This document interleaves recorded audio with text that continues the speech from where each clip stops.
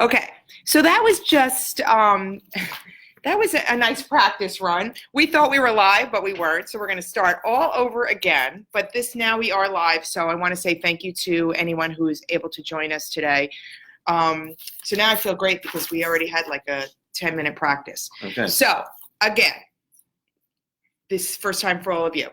My name is Dawn Monaco, and I'm one of the senior staff professional trainers here at SPAN.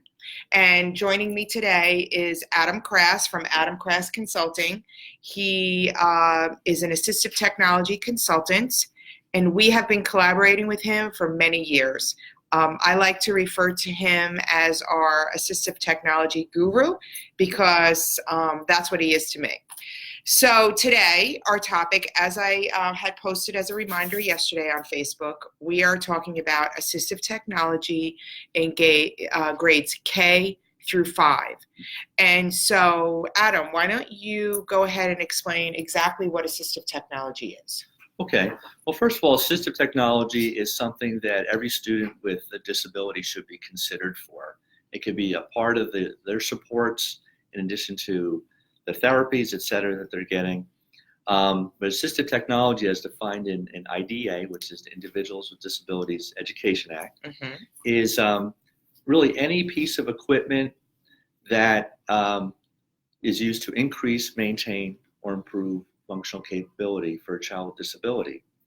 So it could be something off the shelf or something created specifically for kids with disabilities. But anything that helps a student do something that they have difficulty doing because of their disability that's of a technological nature can be considered assistive technology. Okay, so that's important to understand that this isn't just something that, Adam talks about randomly. This is something that is in our federal law with regard to special education, that it needs to be considered, and that's important.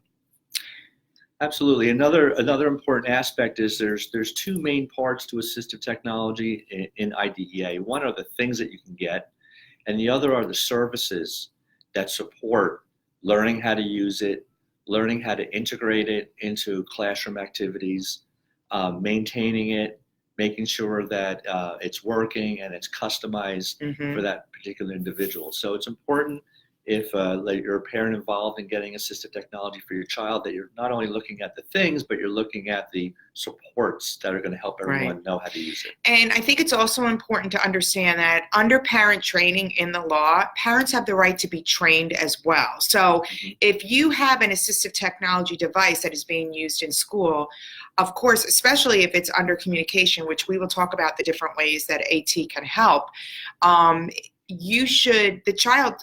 heard from parents that tell me that their student uses an assistive technology device to communicate in school and they can't bring it home. So which obviously doesn't make sense, because if it's helping them to communicate in school, they should be able to communicate across all areas. And under the law, parents have a right to be trained. So if you're not being trained on the device and it's something that they're using at home, certainly write a letter and state, I would like parent training on this device. So, okay, thanks. Absolutely. I mean, in addition to communication technology, if there's anything that a child needs technology-wise to do their homework, then the district is also responsible for providing that. So communication device is a good example because kids need to be using it in all settings.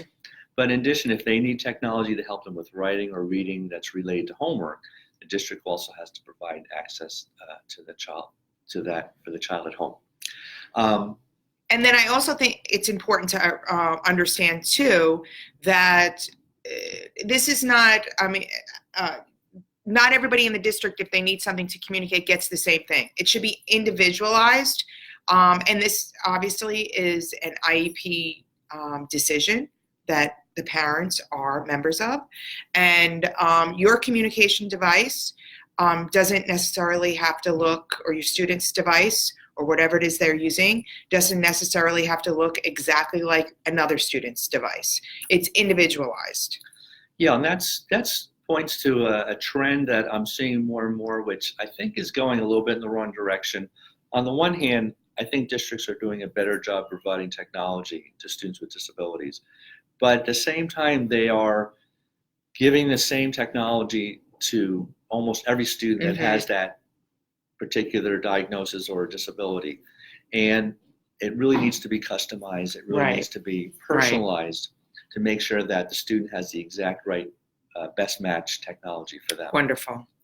So let's talk about the different ways that AT can be used. We did mention communication, and the great thing about Adam is he always brings fun toys with him. So I asked him if he could bring a couple items with him, and we're going to show them to you today.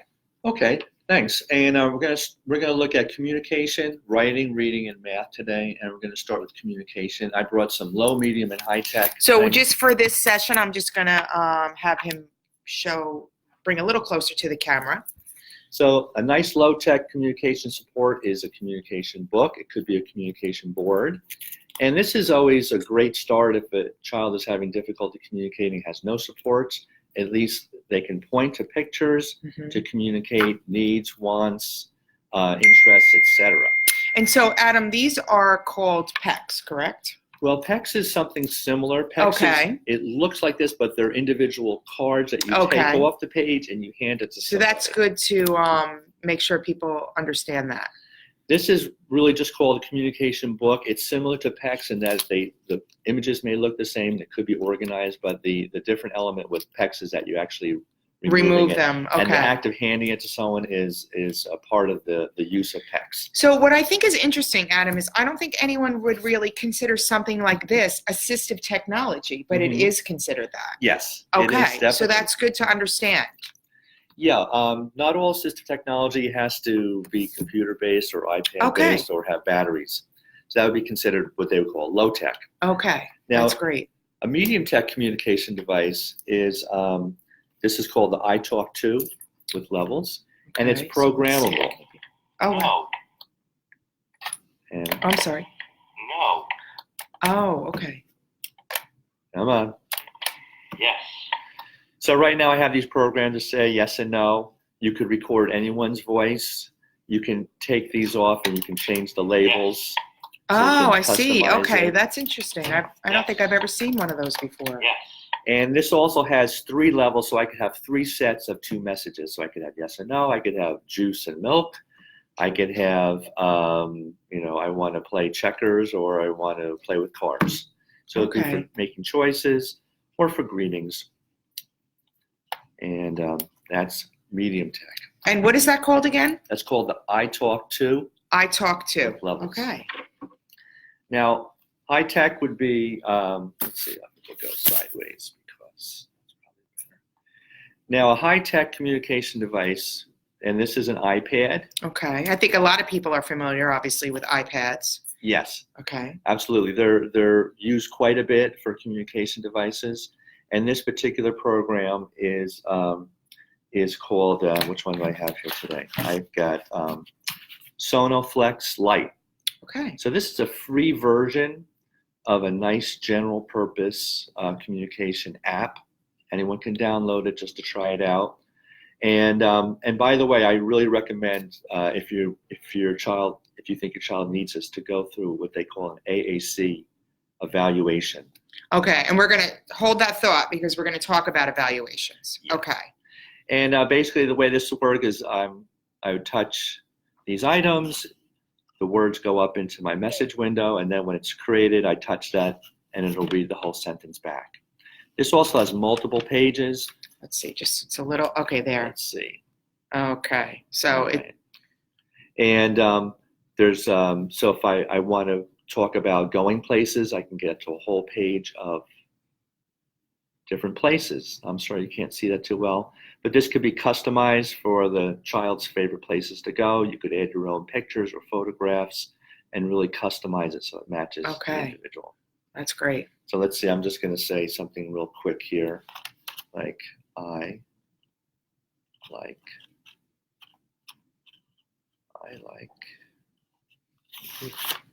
I wrote, I like computer. I like computer. And then it'll speak it. And you could change the voice. To male or female. Mm-hmm. Okay. Absolutely. So now, Adam, when my son was young, he's 20 now, he had a device called, is it a Dynavox? Yes. So do you think that the iPads have replaced those now, or are they still appropriate? Well, you can still get them, Okay. but more and more people are going to the iPad for a number of reasons. First Okay. of all, they're less expensive. Okay. That's one of the big reasons. And I think it's easier to use from the family point of view, but you can still get what they call the dedicated devices, like the Okay. Dynavoxes and the Tobys. So I have a question here, and I want to just mention that it is Nicole. Okay. She's actually was not Hi, able to Nicole. be here with us. She's been usually my partner in these Facebook Live sessions, but so she's saying, why don't we talk about the Android, because not everyone maybe has an iPad. So she said, can you talk about what apps are used on the Android? Are they similar to the apps that are used on the iPad?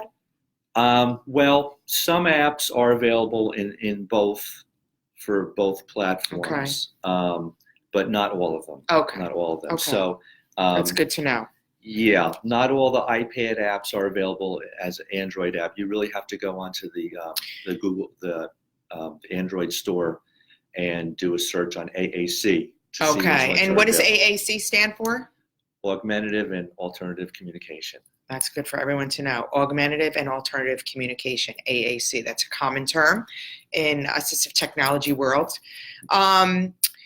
So, all right, so that's great. What else do we have with us? Well, I brought some reading tools as Okay. well. So that, just to recap, that was some of the things you could use with regard to communication. So now we're going to just discuss briefly some assistive technology things that can be used for reading. If your student has some reading that you think AT will help with. But we're going to talk about evaluation, so it's not something that you just think. Maybe it's something that came up in the evaluation process. So go ahead, Adam.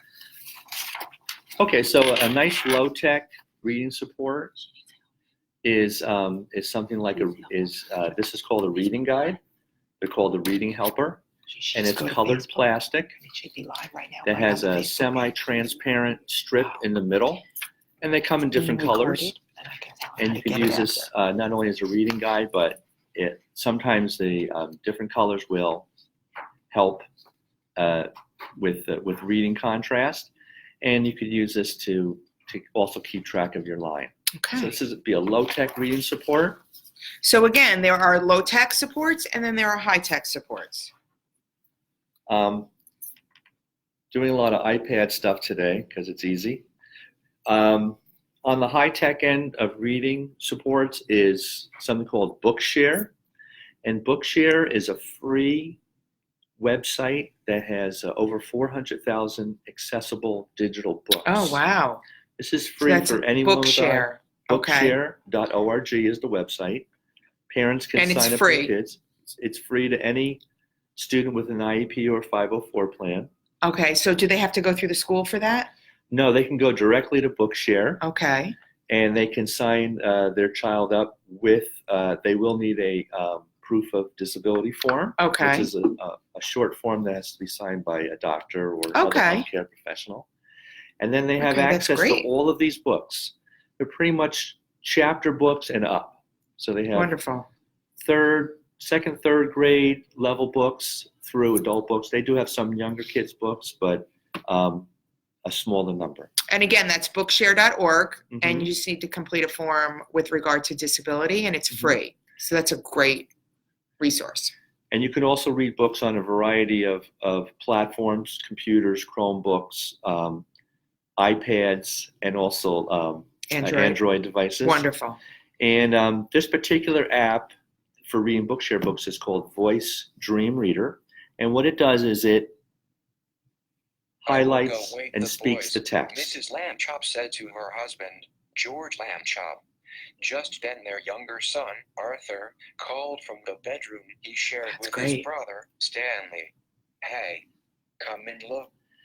And this is the book Flat Stanleys. Some of you may be familiar with. I could also add notes right to the text if I want.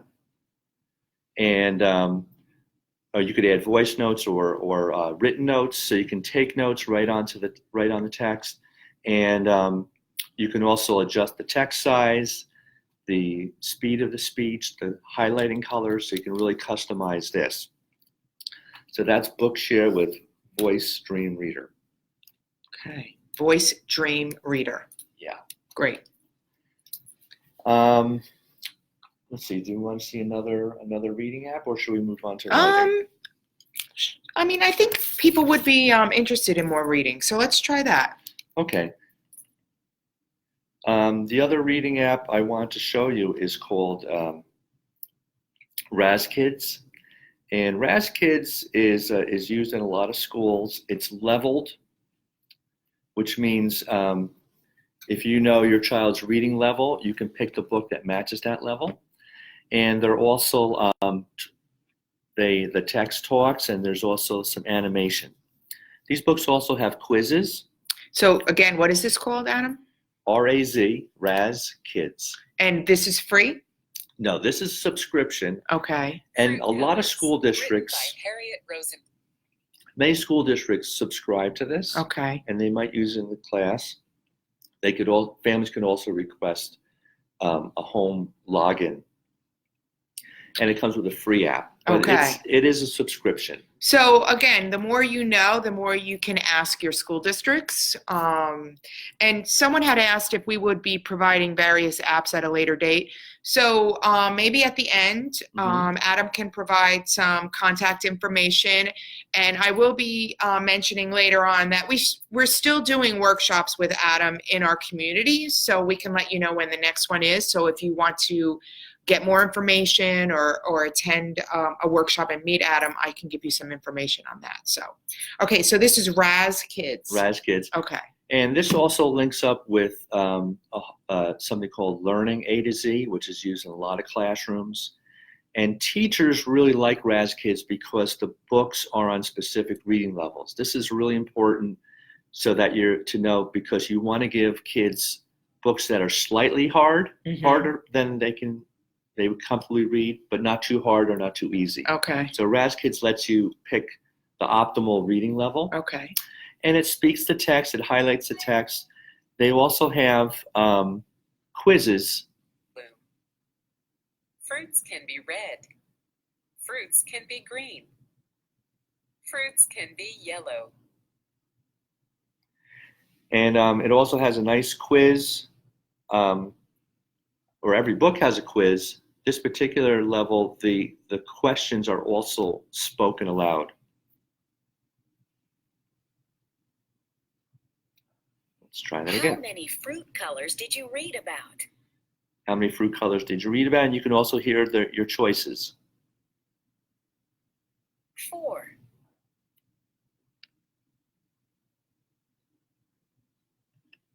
Oh, a little bit of a lag there. 7. So if you have some difficulty with reading, you could also participate in the quiz. Some kids will take the quiz first, so that when they're reading the book, Okay. they know what they're looking for. Okay. That's That's great. RazKids. And just keep in mind, I mean, we're just showing you a few examples today because we want to make these Facebook Live sessions, not too long. But there's so many more options that we're not going to be able to show. Do you want to move on to writing? Sure. Let's go to writing. That's great. Okay. Well, with writing, we're going to be looking at technology-based writing. Of course, there's lots of low-tech writing supports for different pen grips and different kinds of pens and slam boards and things like that. But in terms of writing with technology, many students are keyboarding, and it's really important to know that there's lots of different. Grab this one. Okay. Lots of different keyboards. I'll be Vanna White. So this is okay. That's a standard Bluetooth keyboard. It's about the size of a laptop keyboard, but that can work with a tablet. So if kids are not good typing on the touchscreen, you can have them try a keyboard like that. Okay. This is called Big Keys, and as you can tell, the keys are large. They're almost an inch square, Wow. and they're color-coded. And this also has an adapter, so you can plug it into an iPad or without the adapter into a Chromebook or a computer. And I've worked with lots of kids who are, even older kids who are doing hardly any literacy. They see this keyboard and they just want to type on it. Right. It's very motivating. Yeah. And it's a nice introduction to starting to learn the keyboard. Okay. That's great. A high-tech app for writing is Clicker Docs, and I'm just going to Clicker Docs. Docs, DOCS. And Dawn, would you like to do some typing on it for us? Okay, let's see. So Dawn's going to use the big keys, which is plugged into the iPad. Okay, I don't see. I want to be able And to I'll see just bring this a this. little closer. Okay. And why don't you just type Wow. some words or sentences. Y, my, N, A, M, E, name, I, S, is. And I just want to mention that when I hit the space bar, that's when it reads the word. A, W, N, Dawn. Now type a period and let's see what happens. Okay. To the right. My name is Dawn. Okay. So Clicker Docs is a nice writing app. It provides auditory feedback for each time you hit a letter. It reads the word back when you type the space bar, and it reads the whole sentence back when you type a period. And this is great because it keeps kids' interest on the writing. It's also giving them this constant, continuous positive feedback. Right. So it's telling them what they're doing is the right thing. Or if they hear the letter and it's the wrong letter, it's going to help them independently correct it. Wow. That's great. It also has word prediction, That's which fun, is too. along the bottom for them. And I love the big keys. You can borrow that one. My eyes are going, so they need to be bigger and bigger. Okay. And the last area we're going to talk about today is math. Okay. And I've got two math apps. Now, of course, the most commonly used math support is a calculator. But calculators aren't necessarily good for all kids that have math challenges, because if they don't really understand what what 3 plus 3 is, doing it on a calculator is not going to help them understand that better. So make sure that if your child is using a calculator, that's being used for the correct reason. Okay. So the first app is called Talking Calculator, and this is a calculator that talks. So it gives you some auditory feedback. Here, maybe I'll hold it and maybe you can. Oh, you want me to press? Okay. 5, I hit plus. 6 equals 6 and 50. Okay, try it again. Hit clear Okay, where's clear? to see. Oh. Okay. 2 Use the plus on top. Oh, on top. plus 5 equals 7. Okay. There you go. And this is good for kids who sometimes hit the wrong key, but they might not be aware of it. If they hear it, it's going to help them be more aware So of I that. think this also goes to, and you saying that made me think that it's important to understand what kind of a learner your student is or your child Absolutely. is. So if you know that hearing it will help them, and how do you find that out? Through evaluations. You learn about your child through evaluations. Absolutely. The other math app I wanted to show you is called Show Me Math. And So also on these different things, can you change the voice from male to female? most apps you can. Okay. It depends. Some of the free apps you kind of You get one can't. voice and Okay. you can't change it, but That's, some of the someone paid had apps you asked can. that. So the advantage of Show Me Math is that it visually shows you what the operations are. So for instance, this is 7 minus 1. Okay. And Dawn, if you push one of the buttons on the bottom of the screen, Where the spider, Yeah. all that? Mhm. Okay. you'll see a pictorial Oh. representation. Jelly beans. Oh. Minus 1 jelly bean equals 6 jelly beans. That's neat. So a lot of kids don't understand, or if they have difficulty understanding what the Subtraction. operation is. Yeah, so we again, show if your child's a visual learner, they will learn more by seeing the jelly beans. and then you I want to see the sheep. 7 sheep minus 1 sheep equals 6 sheep. That's great. you can also adjust the difficulty level and the kinds of problems that you're Subtraction. getting. Okay. So that's show me math. Show me math. And that's pretty much it in terms of the apps and the Okay. technologies that So again, there Show are you plenty today. more. And Adam, do you have a list of these Well, apps or not? I do have a number of lists put Okay. together. Okay. So if anyone's interested, I'd be happy to email it to them. Okay. Um, So let me just, we're going to talk for a few more minutes, but before I forget, I just wanted to give you my email. So I'm going to see if I think I could type this in here. So my email is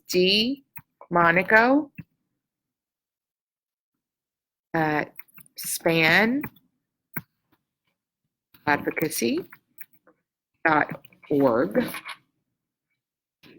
Oh, well, you get it. It's .org. So you can always email me if you want more information on this, or if you want to know where you can find a community-based workshop. I'm always available. So, okay, so moving along, you have a checklist that you wanted to. So explain when you would use this checklist. okay, well, this checklist is called the WADI Assistive Technology Checklist. And what does WADI stand for? That's the Wisconsin Assistive Technology Initiative. Okay. And this checklist is a great example of a checklist to I'm going to use put that in here. during WA. something called assistive technology consideration. Now, the IDEA says specifically that every student with an IEP must be considered Yes. for assistive technology. And most people agree that the way to do that is use some sort of assistive technology checklist to go through all the different functional areas where the child might be having difficulty and look at the generic suggestions of assistive technologies on this list to see if the team, and this would be the IEP team, including the Yes. family, thinks that it might benefit the student. So I can tell you, I've been to a million IEP meetings, and I've never seen that checklist in an IEP meeting. So that's why we want to make sure you are available. I mean, that you are familiar with what this is, so that you can get a copy and talk to the child study team about it. Another thing I also want to talk a little bit about evaluations because Okay. a lot of families and also child study team members may not be aware that a family can request an assistive technology evaluation just like they can request a psychological evaluation or OTPT speech evaluation. So that's really important to understand. There is such thing as an assistive technology evaluation.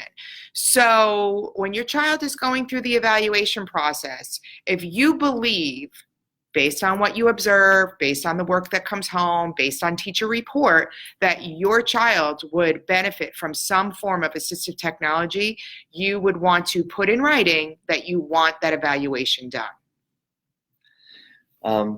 Yes, absolutely. And I guess one of the last things I'd like to let you know is, everyone wants to know, well, where can I find out more information? And in the United States, we have something called the Tech Act, the Assistive Technology Tech Act. And what the Tech Act does is it establishes an Assistive Technology Information Center in every single state. Oh, that's important to remember. And if you go to www.at3center.net, The number 3, mhm, .net. mhm, Is that You right? can- at3center.net. mhm, Okay. you can find the AT program in your state. Okay. And this would be a great resource for anyone to find out, well, how could I find out more about assistive technology? who are local providers, what are other organizations that can help with assistive technology wherever you live. Okay. In New Jersey, we have the Assistive Technology Advocacy Center, which is part of Disability Rights New Jersey, and they do a very good job of helping anyone in New Jersey or beyond get the resources they need related to assistive technology. Okay. And I'd be So happy to give out. That's great. That's important to know. So I want to make sure that everyone understands that there's a checklist which I put in the comments section here. So if you know, it's available online on that website, the WADI. Mm-hmm. Okay, so I put WADI checklist, so you can find that checklist online, or you can email me, or you can email. Do you mind if I put your email there? Sure. Okay, so go ahead, Adam. So he's going to put his email. So if you have any further assistive technology questions, and so I do want to reiterate that this was for K through 5, this particular session. We will be doing older students. Yes, in July. We're going to be doing assistive technology during middle and high school, and we can even talk about the whole transition process with assistive technology, and that will be in July. But I also want to mention that that's going to be July 25th. I'll talk about what's coming up next month, but July 25th is the older grades.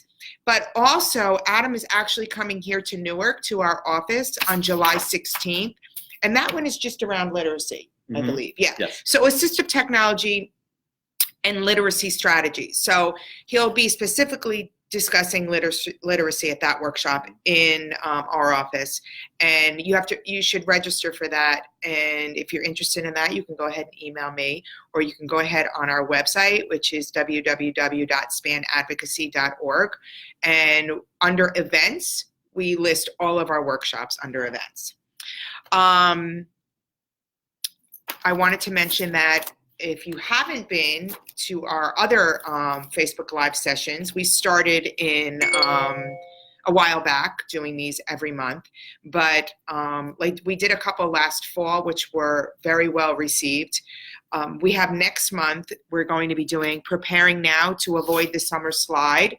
Let's discuss how to structure your home and life during the summer months, because as parents, we know that school is the most structured environment our students can be in. And once they come home for the summer and life is a little unstructured, we tend to see behaviors that we don't see on a regular basis. So we want to talk about how you can avoid that over the summer months. And that will be in April. In May, we want to talk to so in April, that'll just be most likely Nicole and myself. But we realize you don't want to just see me and Nicole every single month. So we try to bring some guests in. And in May, we have another director of a grant within SPAN talking about children with hearing loss, or if your child has hearing loss, how you can get some support. And then in June, we're going to talk about special education advisory groups, what that is. And there's a guide that can actually be used to help you set up your and structure your advisory group. So we're going to talk about that. So we have lots of great stuff coming up in the coming months. And we hope that this is helpful. Please share this. This will, now that we finish this, it will go up on our video section on our SPAN Facebook page, so you can access it at any time. You can also go ahead and look at the ones that we've done the last few months, but share it. Anybody, any group that you're involved in, share them far and wide, because the reason why we're doing these Facebook Live sessions is to reach as many family members as we can, because we understand that it's difficult for families to get out and attend community-based workshops. It's not always the most convenient. So this is our attempt to reach more people and to provide more information. So I want to thank Adam for joining me. He will be back in July. And he has put his contact information generously. If you need any more information, certainly email me if you have any questions, or if you can't figure out how to register for a workshop. I will gladly help you. And we look forward to seeing you soon, Adam. Thank you. Thank you, And Dawn. thank you all for joining us, and we will see you next month. Have a great day, everyone.